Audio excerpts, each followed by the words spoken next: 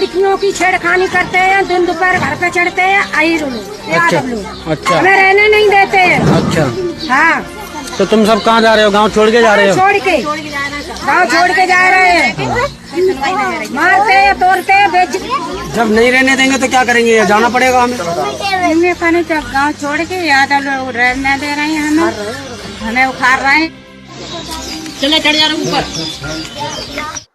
सभी साथियों का हमारे YouTube चैनल में बहुत बहुत स्वागत। साथियों, हमारे देश में ब्राह्मणवाद दिन प्रतिदिन हावी होता जा रहा है और देखने को मिलता है वो ब्राह्मणवाद जो कि दलित समाज के अंदर ही जो उच्च जाति कहने वाले अपने लोग हैं, वो छोटी जाति के लोगों पर दिन प्रतिदिन अत्याचार करते हैं, उनको दबाने की कोशिश करते हैं, उनके बहन बेटियों के साथ बदतमीजी करते हैं। ऐसी घटनाएं उत्तर प्रदेश में देखने को मिलती हैं। अभी कासगंज उत्तर प्रदेश में 2 घटनाएं ऐसी देखने को मिली हैं, जिन घटनाओं को देखने के बाद लगता है कि दलित आज सुरक्षित नहीं है। दलित होना एक अभिशाप बन चुका है, क्योंकि दलितों के नाम पर जो दलित समाज के ही उच्च जातियां उन पर अत्याचार करती हैं और उनका जो शोषण करती हैं, किस तरीके से आज जो है शोषण किया जा रहा है, उसका जीता जागता रूप मिलता है वो कासगंज में जो 2 गांव हैं, मंडनपुर गांव और दूसरा गांव का नाम है इकबालपुर। अब दोनों ही गांव ऐसे क्षेत्र में आते हैं जहां यादव बाहुल्य क्षेत्र है, यादवों का यहाँ वर्चस्व है। यादव जो कि दलित समाज से ही आता है और दलित समाज से आने के बावजूद वो दलितों पर अत्याचार करता है, उनका शोषण करता है। आज उत्तर प्रदेश में जो पुलिस व्यवस्था है वो पूरी तरीके से नाकाम दिखाई दे रही है, क्योंकि यादव समाज के ऊपर जो है जो गांव छोड़कर जाने वाले लोग हैं वो किस तरीके के आरोप लगा रहे हैं, ये आप वीडियो में सुन लीजिए।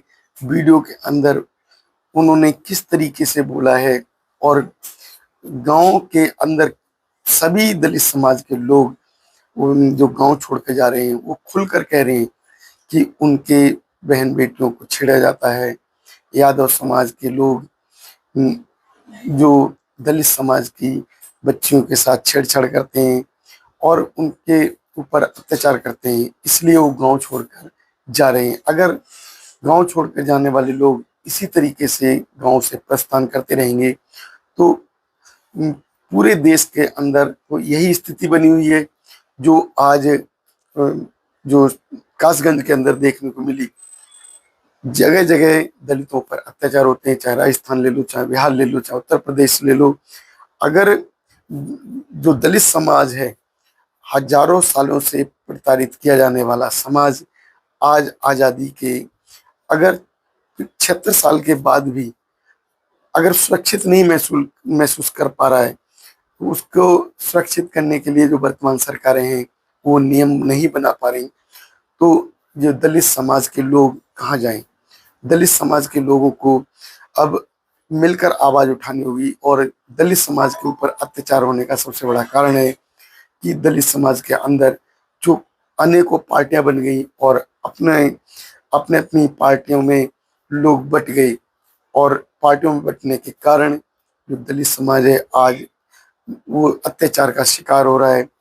उन दलित समाज की जो मुख्य पार्टी बहुजन समाज की पार्टी जो अब तक के बहुजनों के लिए कुछ करना चाहती थी, लेकिन अब बहुजन समाज के अंदर भी जो समाज बट चुका और विघटित होकर उन्होंने दूसरी पार्टी भीम आर्मी को जो आगे लाकर खड़ा कर दिया आजाद समाज पार्टी के नाम से।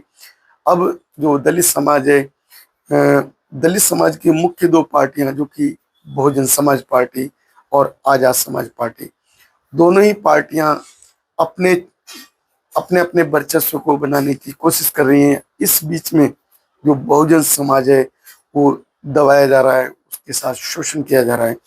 तो इस स्थिति में जो वर्तमान सरकार है उसकी भी नीतियां कुछ कारगर नहीं है, क्योंकि वर्तमान सरकार भी बहुजन समाज के लोगों का, दलित समाज के लोगों का किसी तरीके से साथ नहीं दे रही, ना तो शिक्षा के रूप में, ना ही स्वास्थ्य के रूप में, ना ही रोजगार के रूप में।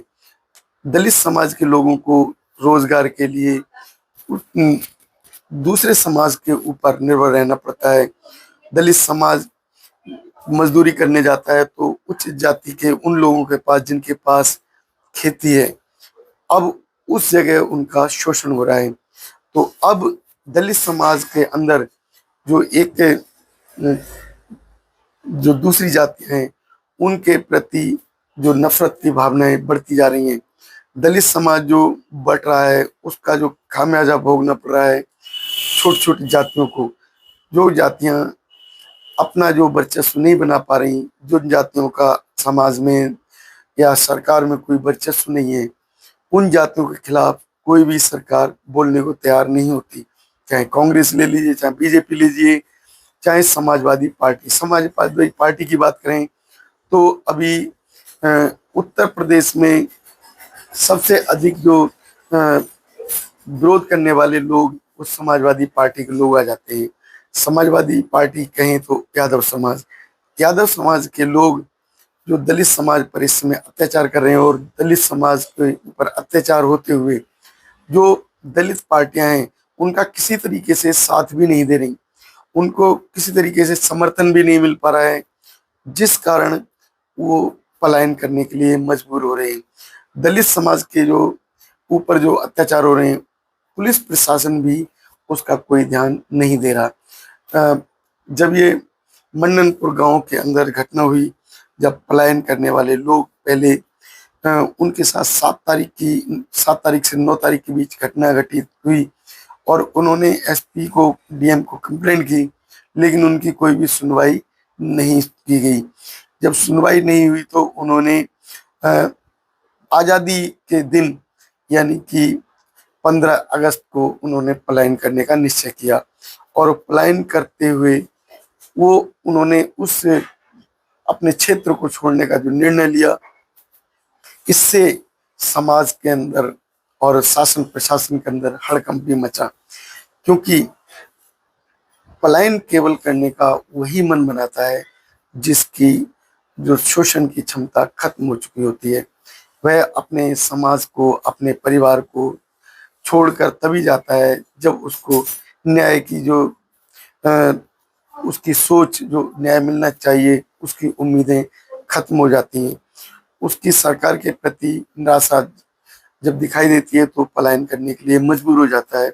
और ऐसे परिवार जो पलायन करके अपने क्षेत्र से निकल कर जा रहे हैं, उन्हें बहुजन समाज पार्टी का समर्थन मिलना चाहिए। लेकिन जो उस क्षेत्र के जो समाज के लोग हैं, नेता हैं, वो भी समाज की उन जातियों का, समाज के उन परिवारों का साथ नहीं दे रहे। क्योंकि अगर जो समाज की पार्टी कहें, चाहे आजाद समाज पार्टी या बहुजन समाज पार्टी, इनके नेता जो दिखावा करने में लगे रहते हैं लेकिन समाज के कार्यों को नहीं करते, समाज की आवाज नहीं उठाते। इसी कारण समाज के लोग जो कि डरे हुए हैं, सहमे हुए हैं और अपने क्षेत्र को उन्होंने छोड़ने का मन बना लिया।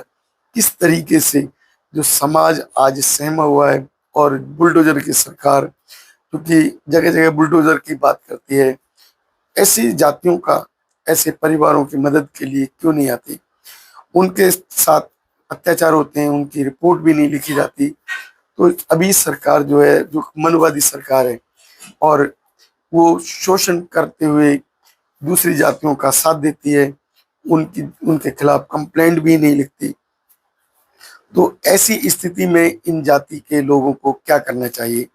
आप लोगों को हमारे कमेंट बॉक्स में बताना है कि जो लोग पलायन करके जा रहे हैं, वो पलायन करना उनका जो निर्णय वो ठीक है या गलत है? हमारे कमेंट बॉक्स में अवश्य बताएं। हमारे चैनल को सब्सक्राइब करें, वीडियो को शेयर करें। धन्यवाद। नवोदय जय भीम साथियों।